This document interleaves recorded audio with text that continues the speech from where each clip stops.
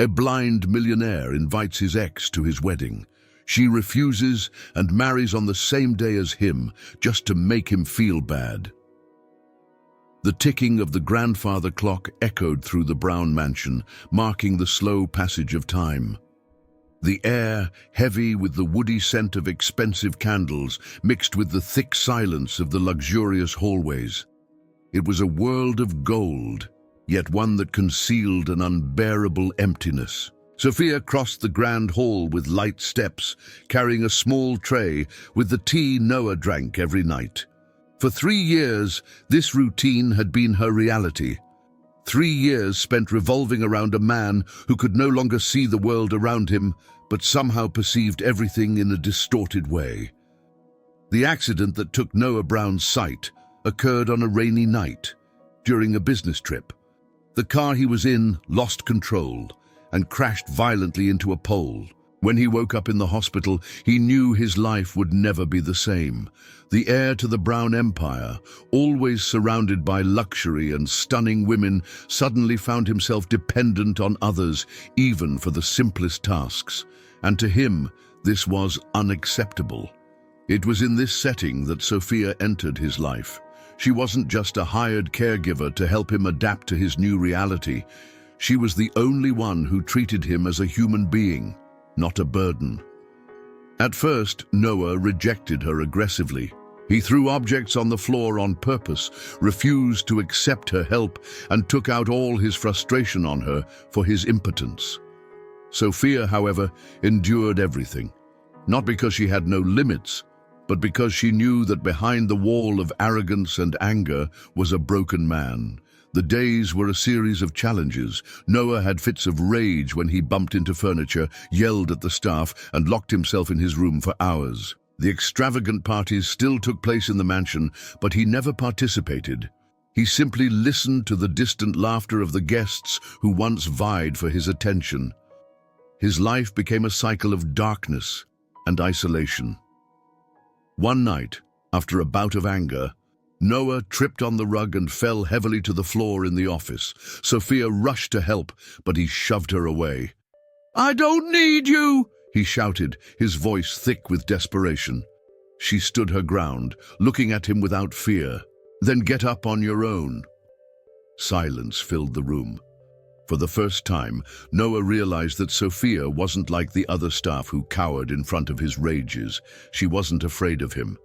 And deep down, he knew he needed her. Little by little, Sophia became the only person Noah trusted. Even when he treated her coldly, he knew she wouldn't abandon him.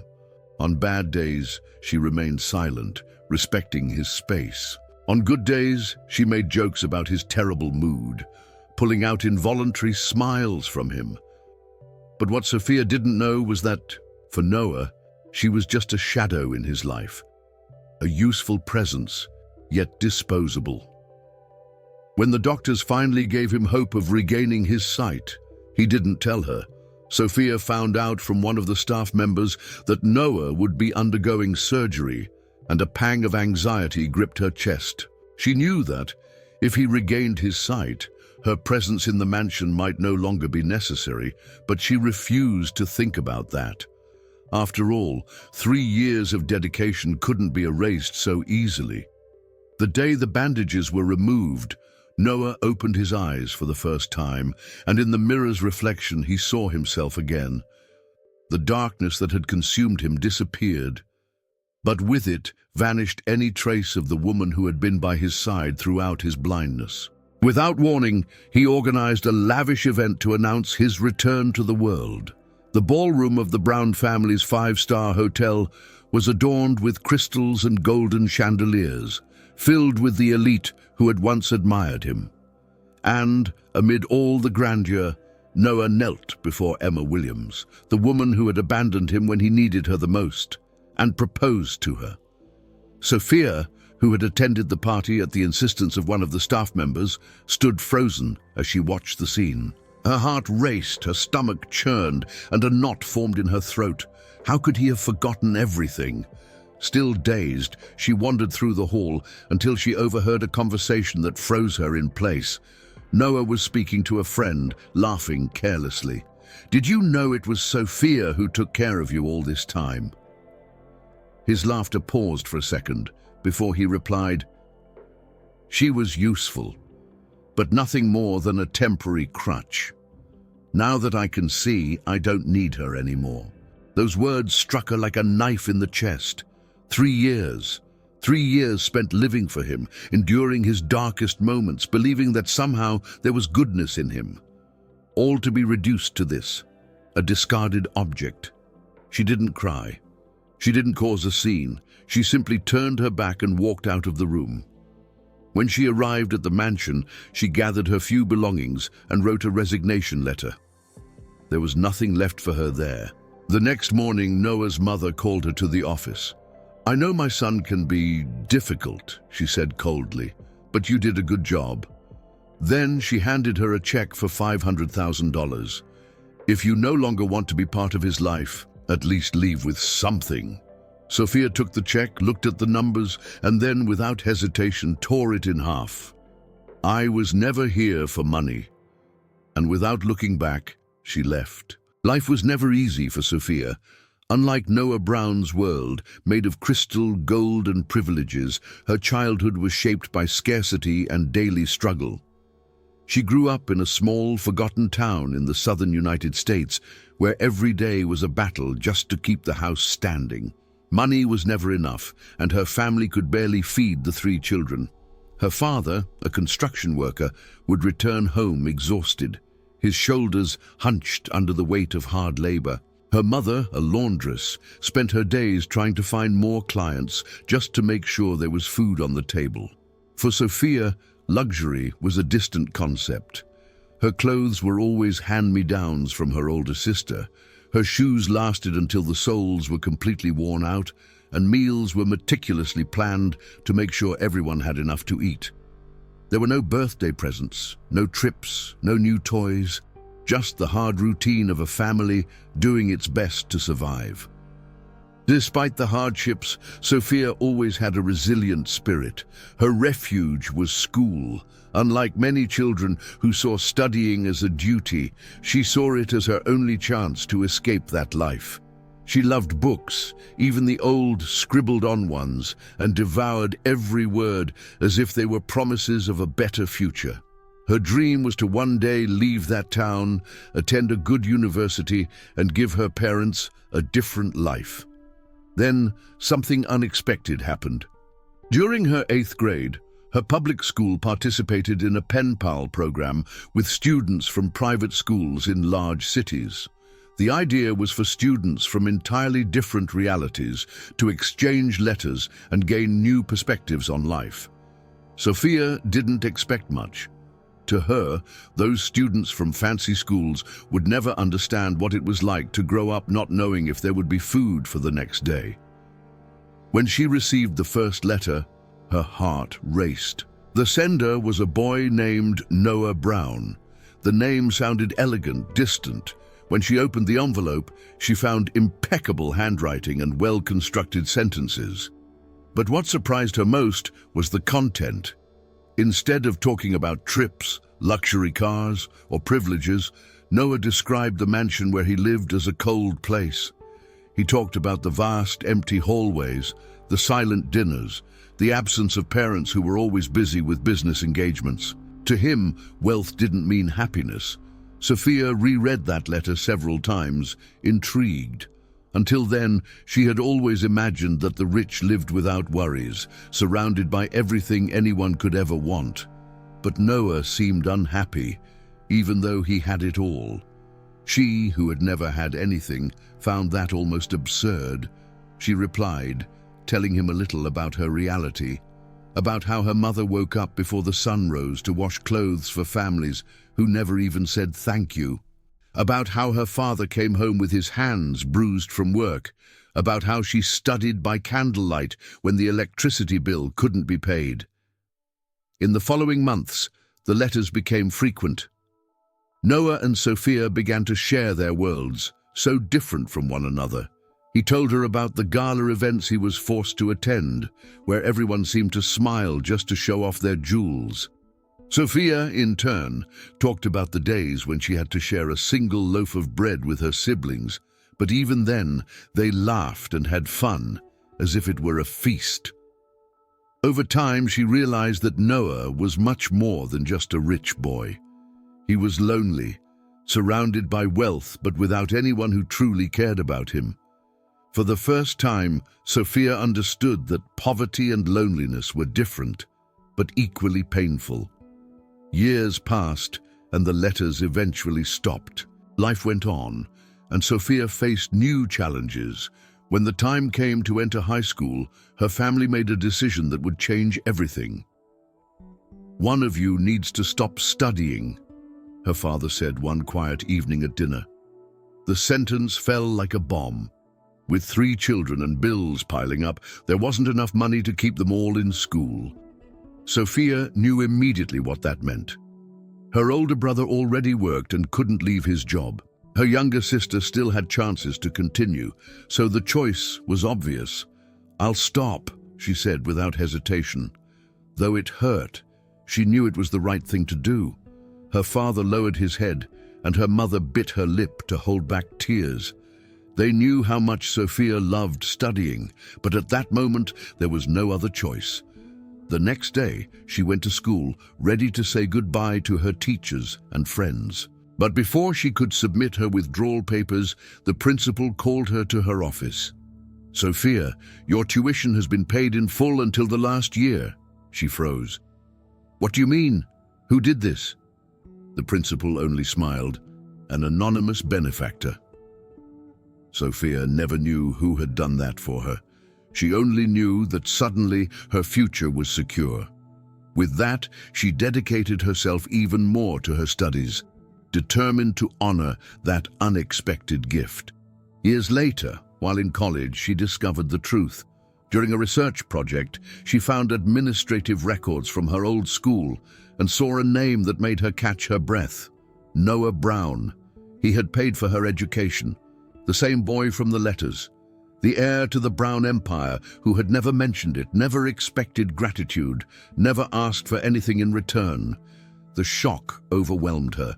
For so long, she had seen Noah as a distant childhood memory, someone who perhaps didn't even remember her. But now, everything made sense.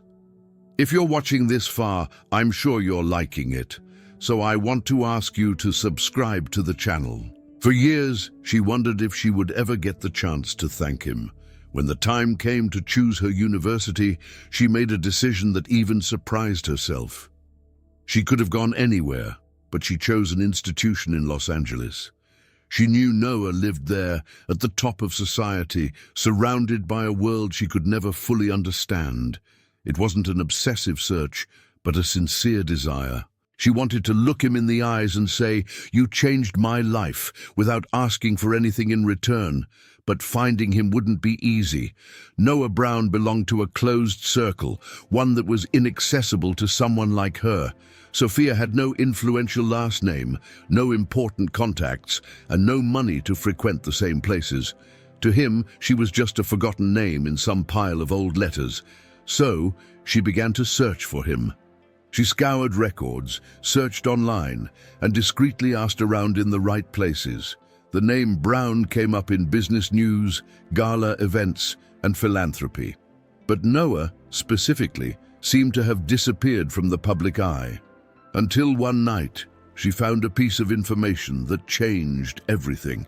He was blind. The news took her by surprise. The billionaire heir, who had grown up surrounded by everything money could buy, was now living reclusively in his mansion. The accident that had happened years ago was devastating. Since then, Noah had disappeared from the media, refusing public appearances and limiting himself to managing his businesses from a distance. Sophia stared at the computer screen for long minutes, absorbing the discovery.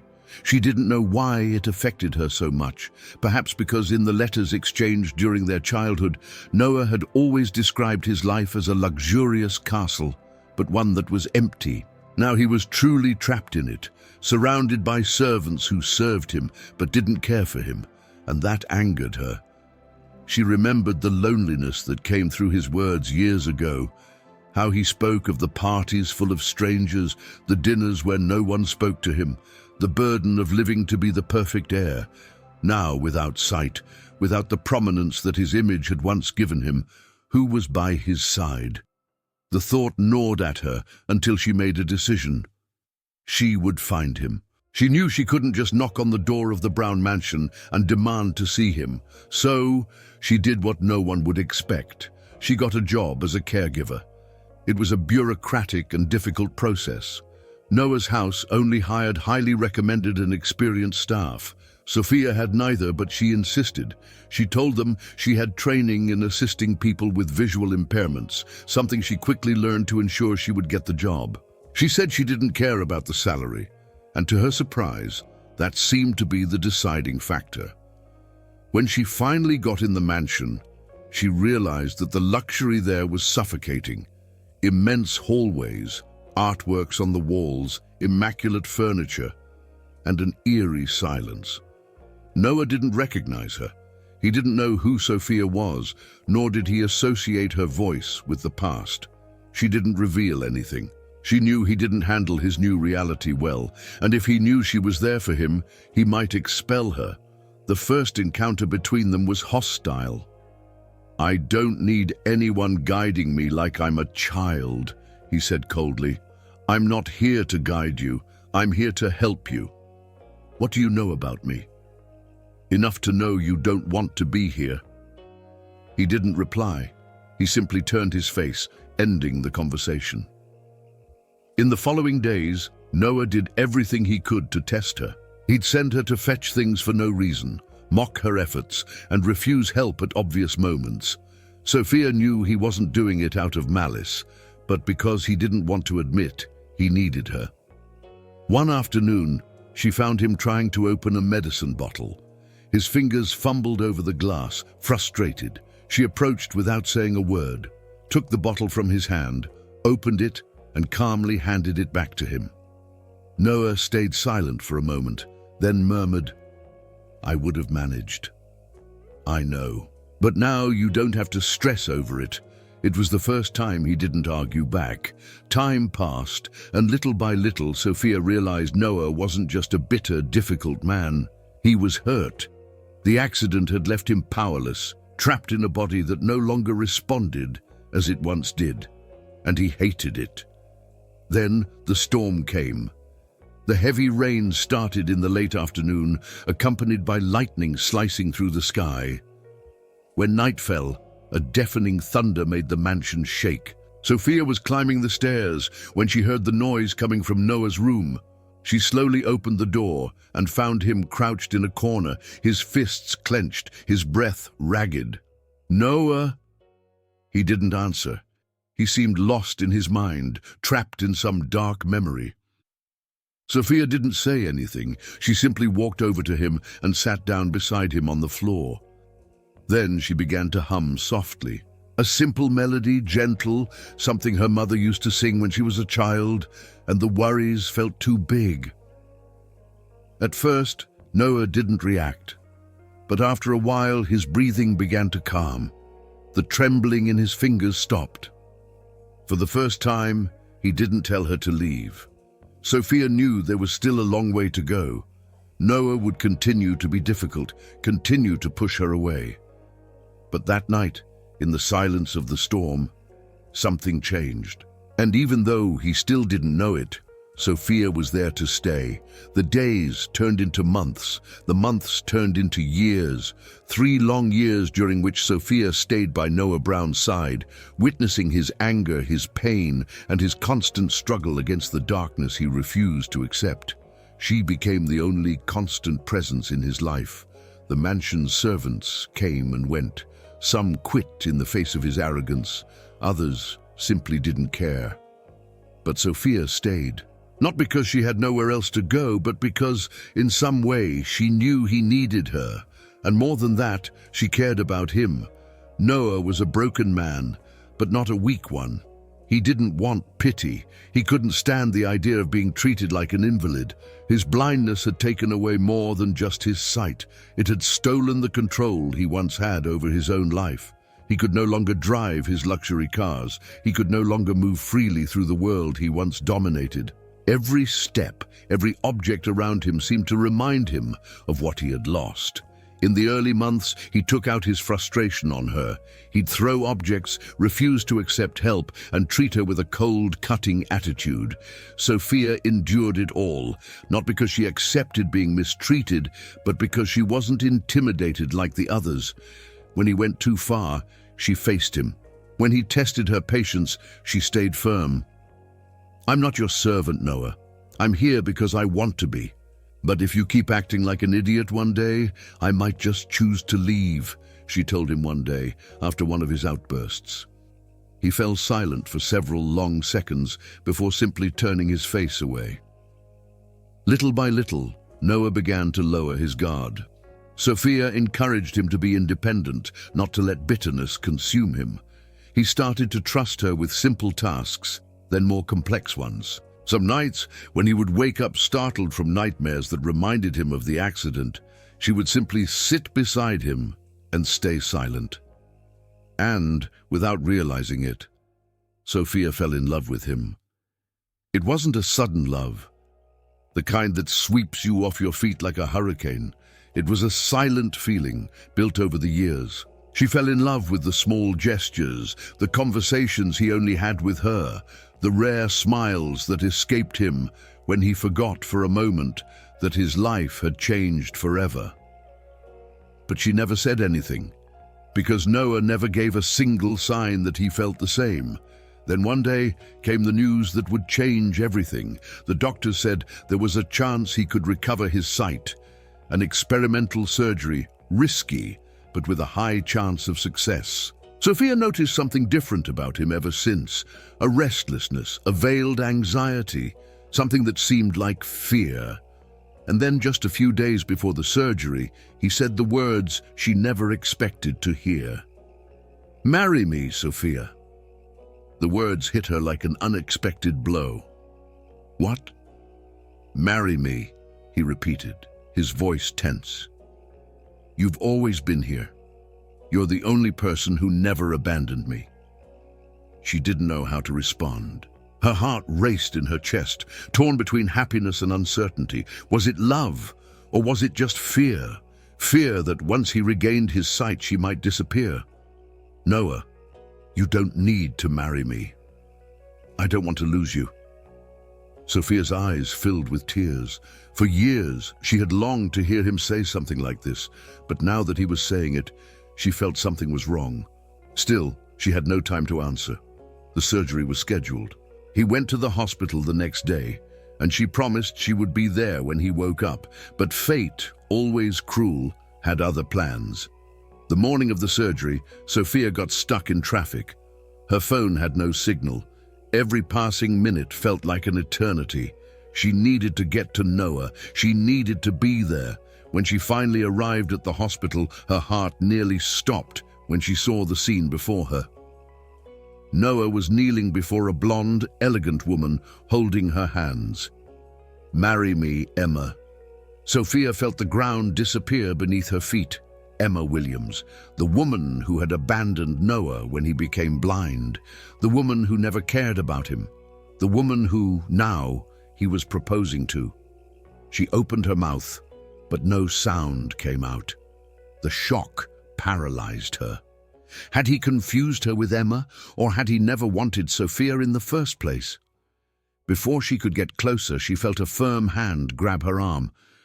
"You don't belong in this world, Sophia," said a cold voice. It was Noah's mother. Her gaze was calculating, indifferent. "Don't kid yourself. You've always been nothing but an employee." Sophia felt a knot tighten in her throat, but she didn't cry. Not there.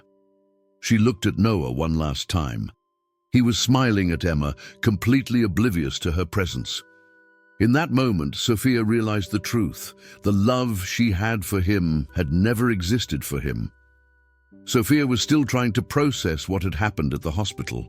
The images of Noah kneeling before Emma Williams still burned in her mind like an open wound that refused to heal. She knew she had to leave. She knew there was no place for her in his life anymore. But a part of her, the naive and hopeful part that still resisted, wanted to believe that it had all been a mistake, that Noah would realize, that he would remember her, that he would at least come looking for her. But he didn't. The following days were a blur of silence and pain. Sophia stayed in the mansion, but she no longer felt like part of that place. The Noah she had known during the past 3 years seemed to have disappeared. The man who had regained his sight was a stranger who, apparently, never wanted to see her again. When she finally received the news that Noah had been discharged and was returning home, Sophia packed her things. This would be her farewell. Not because he had asked, but because she couldn't continue living in a place where she wasn't welcome. That afternoon, when the door of the mansion opened and Noah entered with Emma by his side, Sophia felt as though she was seeing a stranger. He seemed different, more confident, more distant. His eyes, which she had once desperately wanted to see, opened again, now passed over her without any recognition. "What are you still doing here?" Emma's voice cut through the silence of the room. Sophia slowly turned to face her, looking at the woman who had once been dismissed by Noah in the past, the woman who had abandoned him at his lowest point, and who was now by his side as if she had never left. Before she could respond, Emma took an apple from a nearby fruit bowl and placed it in Sophia's hands. Her smile was venomous. Peel it, no flaws. Sophia felt a chill run up her spine. She looked at Noah, hoping for some sign of discomfort, some indication that he recognized the cruelty of the request. But he simply nodded, as if this was perfectly normal. Without saying a word, Sophia picked up a knife and began to peel the apple. Her heart pounded painfully in her chest, but her hands remained steady. She handed the perfectly peeled fruit to Emma, who examined it with disdain. "It's no good. Make another one." Sophia didn't respond. She simply grabbed another apple and began the process again. This time, Emma didn't even look at her. She simply shook her head in feigned disappointment. "It's still not perfect." This went on for what felt like an eternity. 1, 2, 3, 4 apples. None of them were good enough. Sophia knew it wasn't about the fruit. It was about humiliating her, about putting her in her place, about reminding her of her position. But the worst part wasn't Emma. It was Noah. He watched the entire thing impassive, as if none of it mattered, as if Sophia were indeed just an incompetent servant. She tasted bitterness in her mouth. How could she have been so blind? How could she have believed that at any point she had meant something to him? Finally, when Emma grew tired of the game and set the apple aside as if it were trash, Sophia knew there was nothing left for her to do here. That night, sitting in the small room she occupied in the mansion, Sophia read the headlines that flooded the internet. The wedding of the year. Noah Brown and Emma Williams seal their union in a lavish event. Heir to the Brown Empire announces engagement to socialite at exclusive party. The union of two of Mexico's most influential families promises to transform the luxury market. Not a single mention of her. Not a single line acknowledging the years she spent by his side. Not a word that recognized that Noah Brown had not been alone in the darkness. She had never existed to him. And then came the final blow. At the engagement party, one of Noah's friends, clearly drunk, laughed as he talked with him. Sophia was close enough to hear. "Did you know it was Sophia who took care of you all these years?" There was a brief moment of silence before Noah responded, devoid of emotion. "She was useful, but now she's no longer needed." Sophia felt the air leave her lungs. For a moment, she waited for him to say something more, for his voice to waver, for him to show any hint of humanity. But he said nothing. Her heart raced, but not from love. This time, it was anger, disappointment. She had spent 3 years by his side. She was the only one who never abandoned him. She had sacrificed herself, endured his outbursts of rage, his pride, his pain. She loved him in silence, never asking for anything in return. And all she received in response was that. She was useful. Sophia didn't cry. She didn't let anyone see her pain. She simply turned her back and walked out of the party. She went up to her room and grabbed her suitcase. She wouldn't leave a letter. She wouldn't say goodbye to anyone. The next morning, when the housekeeper entered Sophia's room to tell her that Noah was calling for her, she found only an empty bed and a short note left on the table. "I'm no longer needed." And then, without looking back, Sophia left. The taxi drove through the streets of Los Angeles as Sophia watched the skyscrapers disappear from the window. With each kilometer that passed, she felt lighter, yet more empty. She hadn't cried since leaving the brown mansion. Her heart, exhausted, refused to feel anything. All that remained was an internal silence, an empty space where love, pain, and anger once resided. She had no set destination, no plan, no home waiting for her, no job guaranteed. But she knew she needed to leave. Noah Brown's world had been a labyrinth where she always found herself lost, and this time she wouldn't make the mistake of looking back. The airport was bustling, filled with hurried people, quick goodbyes, and emotional reunions. But Sophia walked through that space without connecting to anything, as if she were invisible in the midst of the crowd. On the flight board, she chose the first southern destination available. It didn't matter where. She bought the ticket, she boarded, and she left. When the plane landed, the warmth felt different, the air lighter. Santa Fe, a small, peaceful town surrounded by mountains and lavender fields. The cobblestone streets, colonial buildings, and absence of honking cars made her feel like she was finally far enough away. She took a deep breath. Maybe this was where her new life would begin. She arranged for a small room in a family-run inn in the town center. The space was simple, but cozy. Unlike the mansion where she had spent the past 3 years, there were no cold marble floors, expensive furniture, or silent hallways. Here, the scent of freshly baked bread from the bakery next door filled the windows, and lively voices blended with the sound of bicycles passing on the cobbled street. Santa Fe was everything Sophia needed. In the first few days, she barely left. She walked through the plazas, explored the alleys, bought coffee at small kiosks, without exchanging more than a few words with the vendors. But even in such a different place, forgetting wasn't easy. The past haunted her. Noah's laughter still echoed in her mind, the sound of his voice when he called for her in moments of desperation. The feel of his hand when, for a brief second, he seemed to trust her more than anyone else. She would close her eyes and still see him, still feel him. The nights were the hardest. The silence of the inn allowed her thoughts to wander without barriers. In her dreams, she relived the moment when he regained his sight and didn't recognize her. The instant she heard the words he said about her at the engagement party, she was useful, but now she's no longer needed. Every time that phrase echoed in her mind, she felt the urge to scream, but she never did. She simply buried her face in the pillow and waited for sleep to come. Time passed. Sophia found a job at a small bookstore. It wasn't the job of her dreams, but it was quiet, and it allowed her to spend her days surrounded by stories that weren't hers. Every book she read became a new refuge, a place where Noah didn't exist. Or at least, that's what she thought.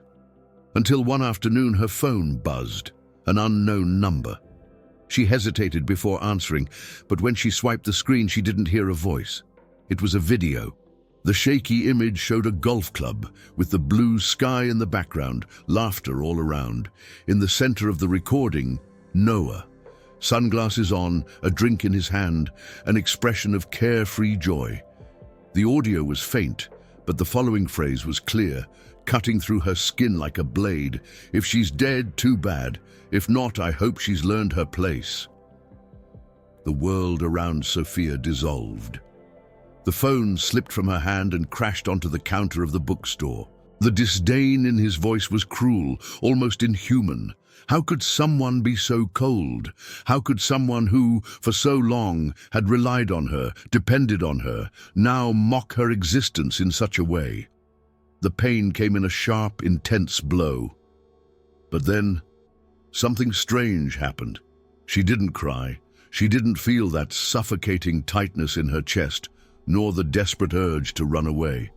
All that remained within her was an increasing emptiness. For years, Sophia had believed that deep down, Noah was a hurt man, that his coldness was a defense, that his arrogance was a mask. But it wasn't. He had always been like this, and it took her 3 years to see it. That night, for the first time, Sophia slept without dreaming. Not because she was at peace, but because finally she didn't want to look back anymore. The sun was already setting over Santa Fe when Sophia found herself wandering aimlessly along the lake's edge. The cold wind tousled her hair, but she didn't care. She walked slowly, her arms crossed over her chest, her eyes fixed on the rippling water. The town, with its calm pace and cobblestone streets, seemed like the perfect refuge. But even the peace of this place couldn't silence the voices in her mind. The past was still there, whispering memories she wanted to forget. Noah's cruel laughter, his biting words, the way he discarded her without hesitation. She sighed, closing her eyes for a moment. She was so absorbed in her thoughts that she didn't realize how dangerously close she had come to the edge. That was when she felt a firm hand grab her arm and pull her back with force. "Hey, what are you doing?" The alarmed male voice broke Sophia's trance. The sudden scare made her lose her balance, and she fell down onto the cold grass. Her heart pounded in her chest as her mind tried to process what had just happened. She lifted her head and saw a man kneeling beside her, his expression a mix of relief and embarrassment. "Are you okay?" he asked, still holding onto her arm. Sophia pulled her arm away and took a deep breath, trying to calm the adrenaline rushing through her body. "I was just thinking," she murmured, still startled. The man ran his hand through his dark hair, clearly embarrassed. "Sorry, but I thought you were... you know..." He trailed off, not finishing the sentence. Sophia understood exactly what he meant, and for a moment she felt a weight on her chest. "No, I wasn't going to do that," she said with a sigh. The stranger looked at her for a few seconds as if trying to figure her out. His green eyes sparkled with intensity, and there was something genuine in his concern. "Okay. Well, sorry again. I saw you standing there so close to the water, and I panicked." Sophia glanced down at the grass, unsure whether to be upset or laugh at the situation. In the past few months, no one had shown any concern for her well-being. It was strange to have a complete stranger react that way. The man stood up and extended his hand to help her. She hesitated for a moment, but eventually accepted. "Mason," he said casually, giving her a relaxed smile. "And you?" "Sophia." Mason slipped his hands into his pockets and looked around. "Do you live around here? I've never seen you before." "I just arrived," she replied, without going into details. Mason nodded, as if he understood she didn't want to talk about it. "Well, since I'm here, how about I walk you to your place, just to make sure you're okay, so I don't feel guilty later?" It was the first time in months that Sophia smiled, even if it was a brief smile. "All right, but I can assure you I'm fine." Mason walked beside her on the way back. He spoke lightly, without invading her space, making jokes about how he almost had a heart attack, thinking he would have to jump into the lake to save her. Gradually, Sophia realized that his presence was pleasant. When they reached the inn where she was staying, Mason pulled out his phone. "Give me your number." She hesitated. "Why?" "So I can be sure you won't disappear. But I promise it's not a pickup line." Sophia rolled her eyes, but without really understanding why, took his phone and typed in her number. "Done," she said, handing it back to him. Mason smiled. "Great. See you later, Sophia." And he walked off. That night, Sophia thought about the unexpected encounter. Mason was different, simple, spontaneous. He seemed like someone who didn't carry any weight on his shoulders. Days later, he showed up at the flower shop where Sophia had started working. First, as a customer, then as something more. "I need flowers for a friend," he said, leaning against the counter. "The best ones for someone who almost gave me a heart attack the other day."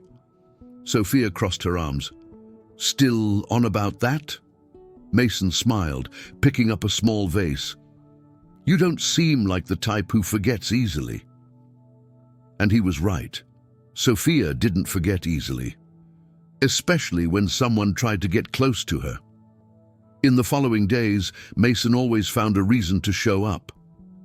Some excuse to start a conversation. First, it was about flowers.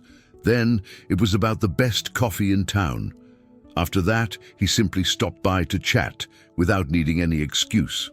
Sophia, however, began to pull away. There was something about him that made her want to smile and that frightened her. She wasn't ready to let someone in. She still carried the weight of the disappointment, the betrayal. She still feared believing that people could be different. The decision to open the flower shop came suddenly, but deep down, Sophia knew it was what she needed. Since arriving in Santa Fe, she had been trying to find something that would truly make her feel like she belonged somewhere. Working in the bookstore had been a good distraction, but the books told stories that weren't hers. She needed to build something of her own, something that no one could take from her. Blissful Blooms was modest, but it was hers. The small shop was on a quiet street, with a simple facade and charming wooden shelves displaying vases of lavender and small succulents. The scent of flowers mixed with the fresh air of the town, and every morning Sophia felt a little more at peace as she opened the doors and arranged the bouquets.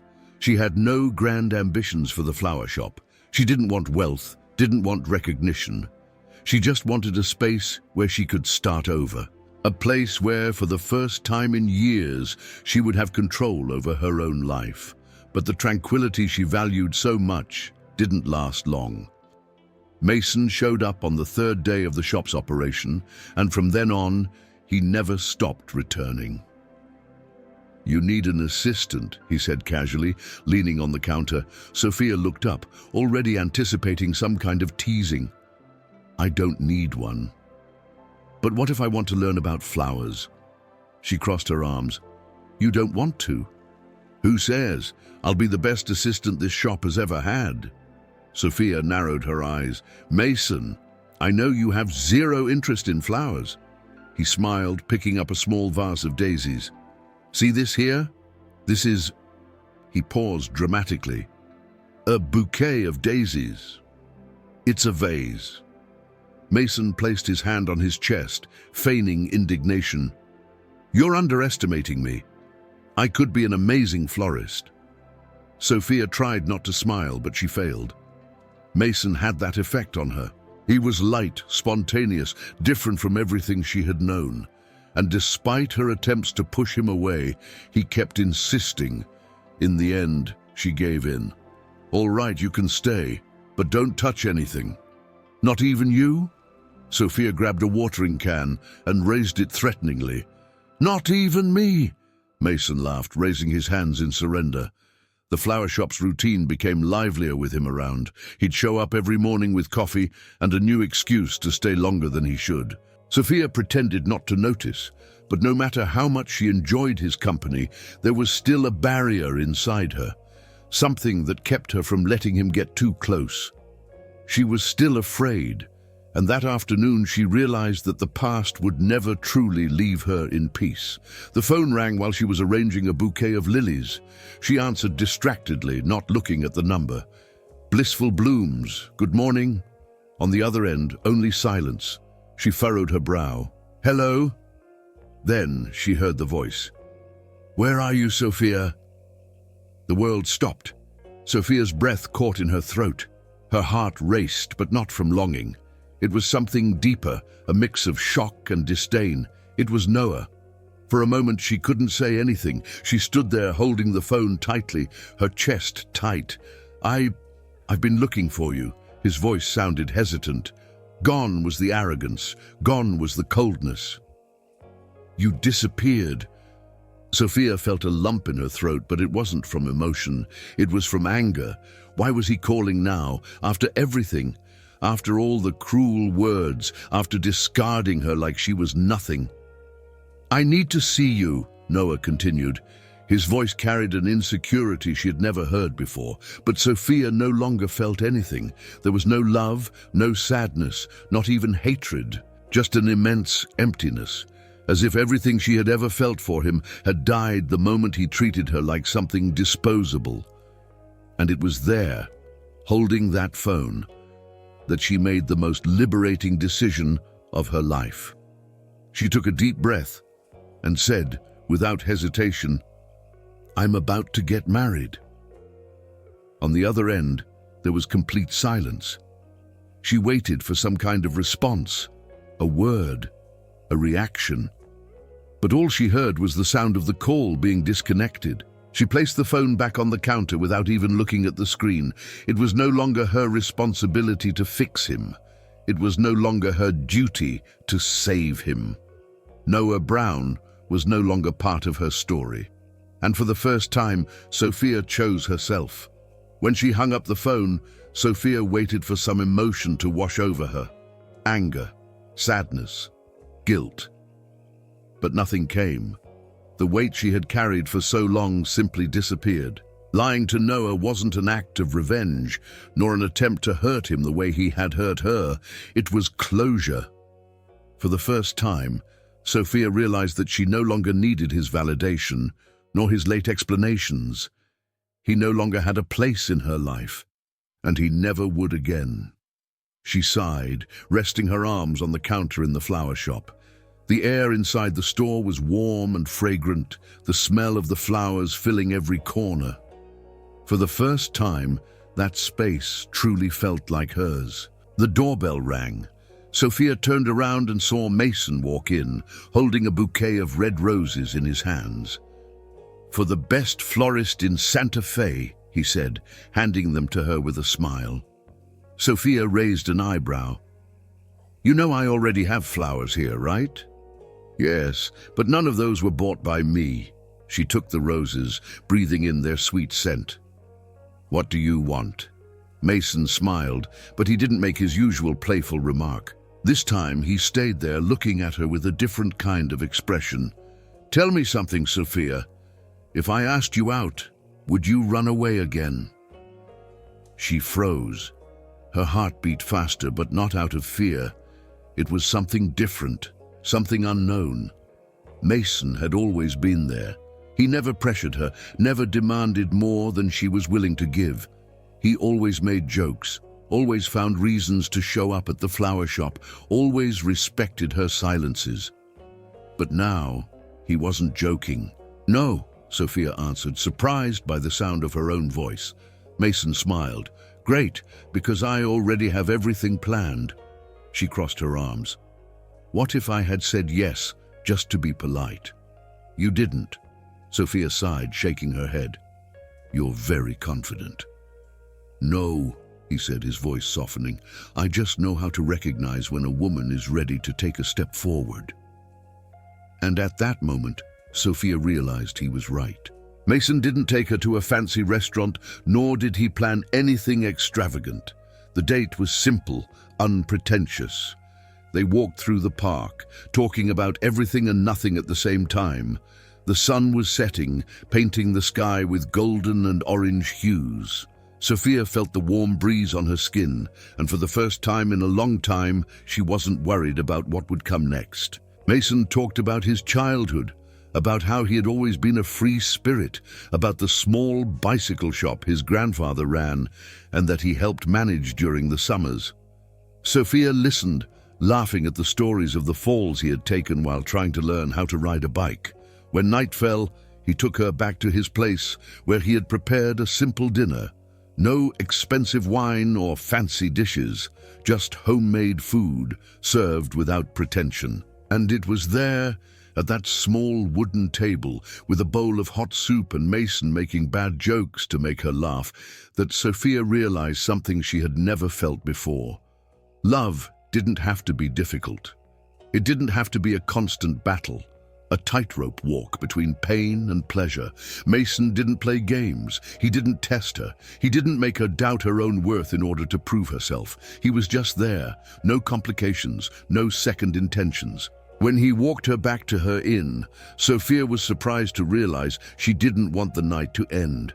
Mason looked at her for a moment, as if deciding whether he should say something more, but then he simply smiled.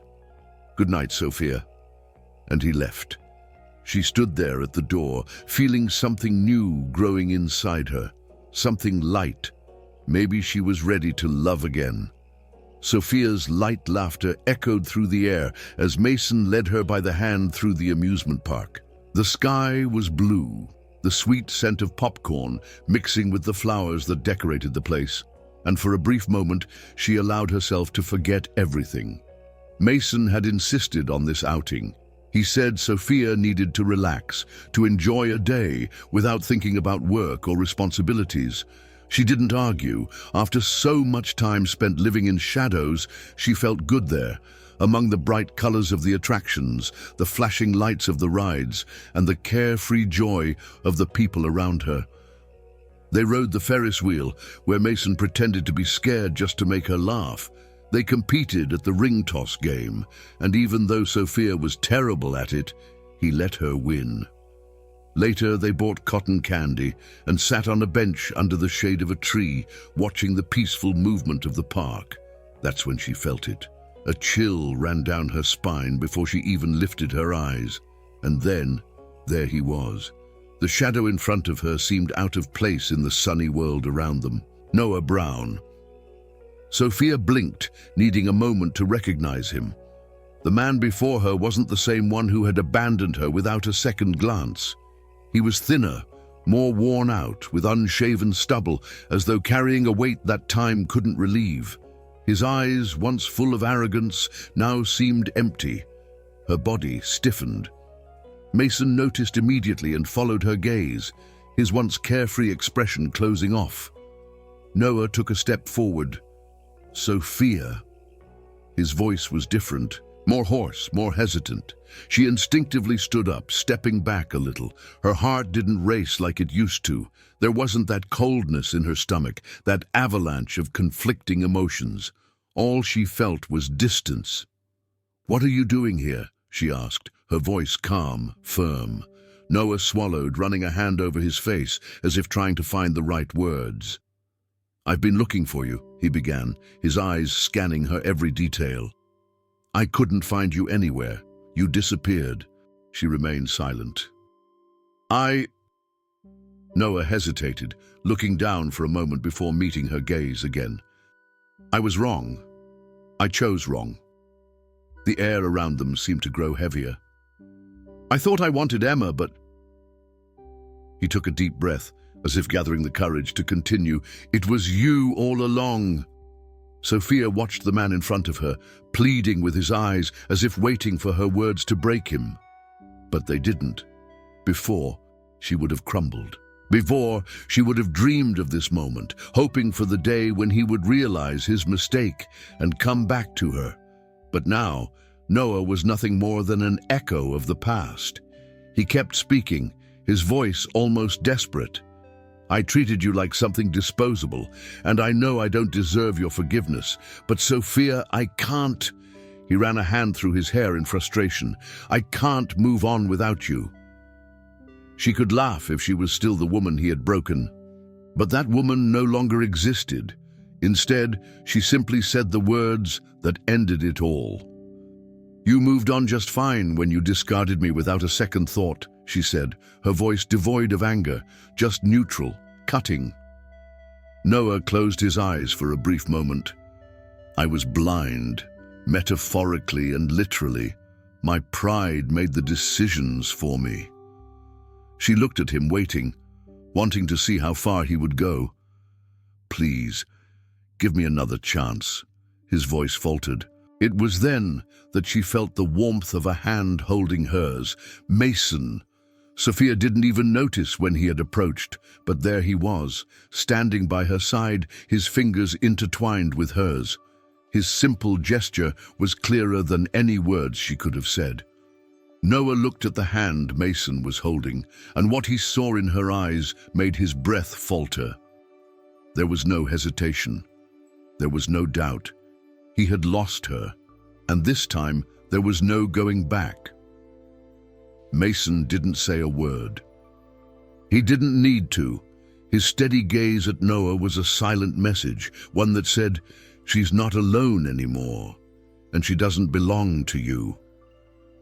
For a long moment, Noah stood there, paralyzed, as if trying to find some final move to make. But there were no more moves to play. Sophia looked at him one last time and said calmly, "Go away, Noah." The man who had once been everything to her didn't argue. He simply lowered his shoulders as if carrying an impossible weight and turned away, disappearing into the crowd of the park. Sophia let out a long sigh. Mason stood by, still holding her hand. "Are you okay?" he asked gently. She looked at him, and in that moment she realized something. Yes, she was. Noah's presence still lingered in the air like a distant echo, but Sophia no longer felt its impact. Her heart, which had once raced at the sight of him, now beat steadily. There was no more pain, no more anger. There was only the certainty that this chapter of her life was finally closing. She looked at him one last time. Before, she would have cried. She would have felt her chest tighten, wondered if she was making a mistake by letting him go. Before, she would have believed his words, searched his eyes for any trace of the man she had fallen in love with. But now, all she saw before her was a past that no longer belonged to who she had become. "You're a few years too late, Noah," she said, her voice firm, unwavering. "I've moved on." The words hit him like a punch. He blinked, confused, his lips parting as if searching for something to say. But nothing came out. For the first time, Noah Brown, the man used to always having an answer, didn't know how to respond. As Sophia turned to leave, she felt his hand on hers. His touch wasn't firm like before. It wasn't the attempt to control she had often felt from him. It was almost hesitant. "Sophia?" His voice was rough, lower now, almost pleading. "You don't have to live like this. You don't have to work in a flower shop. I can—" He stopped as though choosing his words carefully, but Sophia didn't give him the chance to finish. With calm movements, she reached into the bag hanging on her shoulder, pulled out an envelope, thin yet intact, as though time hadn't passed for it. Without hesitation, she placed it in his hands. "I never wanted your money," she said, looking into his eyes. "I never wanted anything from you." The silence that followed was deafening. He looked at the envelope, a mix of disbelief and fear on his face. His trembling fingers slowly opened it, as if afraid of what he might find inside, and there it was. The same check his mother had given her years ago, untouched. Noah's breath faltered. He held the paper as if it were a piece of a past he hadn't known how to appreciate, as if it were irrefutable evidence of what, deep down, he had already known. Sophia had never been by his side for his wealth. She had only wanted him, and he had thrown her away. His eyes lifted slowly to meet hers, and for the first time there was no arrogance in them. There was no coldness, no superiority, only something that resembled desperation. "Sophia." But she didn't care anymore. Before, those words might have meant something. Before, her heart would have raced, hoping for a twist, for redemption. Now, all she felt was indifference. With nothing more to say, she turned and began to walk away. Mason was there, waiting for her, as he always had been. His face was serene yet attentive. He didn't ask questions, didn't try to rush her. He just waited. When she reached him, he simply took her hand. A simple gesture, a gesture that said everything. When they were far enough away, Mason tightened his grip on her hand. "Are you okay?" Sophia looked at him, and for the first time in a long while, she smiled. A real smile. For the first time, yes. The soft wind blew through her hair, and as she stood beside Mason, Sophia felt something different inside of her. Peace. It wasn't the overwhelming, dangerous love she had once felt for Noah. It wasn't a love that came with uncertainties, emotional games, or pain disguised as passion. It was light. It was simple. Mason never needed to hurt her to realize her worth. He never had to lose her to understand her importance. And unlike Noah, he had never treated her as a disposable option. He had always seen her for who she truly was from the very beginning. For the first time, Sophia understood what it felt like to be loved without pain. And as she walked away from the man who had once been everything to her, she realized that in truth, he had never been anything at all. The sun had barely risen when Sophia opened her eyes. For a moment, she stayed lying there, listening to the soft sounds of the city waking up. The distant chirping of birds, the rustling of leaves being swept along the sidewalk, the muffled sound of the first laughter drifting from the inn's hallway. She breathed deeply. Her wedding was that day. But the nervousness she felt wasn't the same as before. It wasn't fear nor uncertainty. It was a quiet happiness, a peaceful joy that enveloped her from the inside out. Unlike the past, when her life revolved around someone who never truly saw her, now everything felt right. Sophia got up and walked to the small balcony in her room. The morning breeze was cool, and the sky was beginning to turn golden. Santa Fe had never looked so beautiful. Never had it felt so much like hers. She smiled to herself. After everything, she was here, about to begin a new chapter, not because she needed someone to be happy, but because she had finally chosen herself. Then, the phone rang. The unexpected sound sliced through the morning silence, causing her to turn around. On the vanity, the phone screen lit up with an unknown number. Sophia hesitated. There was something strange about the call, a heavy feeling in her chest. But still, she answered. "Hello?" For a moment, there was only silence. A heavy, dense silence, as though the caller were gathering the courage to speak. Then the voice came. "Sophia." She froze. She would recognize that voice anywhere. Noah. For a second, she couldn't speak. Time seemed to slow down, as if the past had found a way to invade the moment. "Sophia, I need to see you," he continued, his voice different, more hoarse, filled with something darker. She closed her eyes. She didn't want to feel anything. She didn't want this call to have any effect on her. "Sophia, I'm sorry."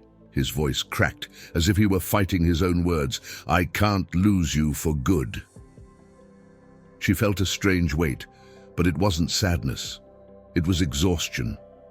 There was a time when she would have dreamed of this call, a time when she would have wanted to hear those words, but now there was no longer space for any of that. She breathed deeply, and without hesitation, she hung up. She placed the phone back on the vanity, not even glancing at the screen. It was no longer her responsibility to fix him. It was no longer her duty to save him. Noah Brown was no longer a part of her story. And, for the first time, Sophia chose herself. Her wedding dress was simple, but beautiful. White, light, with no exaggeration. Nothing like the extravagant dresses that used to fill the elite's parties. Nothing like the luxurious events she had once watched from the sidelines. And still, it was the most beautiful dress she had ever worn. At the entrance of the small church, she took a deep breath. She could hear the excited chatter of the guests, the murmurs of anticipation as they waited for her. But nothing mattered more than the presence of one single person, Mason. When Sophia walked in, her eyes went straight to him. And there he was, standing at the altar, looking at her as though she were the only thing in the world. Her heart quickened, but not from fear. Mason had never needed to manipulate her, never needed to test her patience, never needed to make her doubt her worth in order to realize what she meant to him. He had always known, and in that moment, Sophia knew too. She wasn't giving her life to anyone. She wasn't losing herself for love. She was simply sharing her happiness with someone who deserved it. As she reached the altar, Mason smiled. A real smile, with no rush, no expectations, just joy. The officiant began the ceremony, but Sophia barely heard the words. All she could feel was the security, the peace, the love that didn't hurt. And then the moment arrived. "Sophia, do you take Mason to be your husband?" She didn't need to think. Yes. And as soon as she said that word, something within her clicked into place. For the first time, her life wasn't about revenge or regret. It was about a love that would never make her suffer.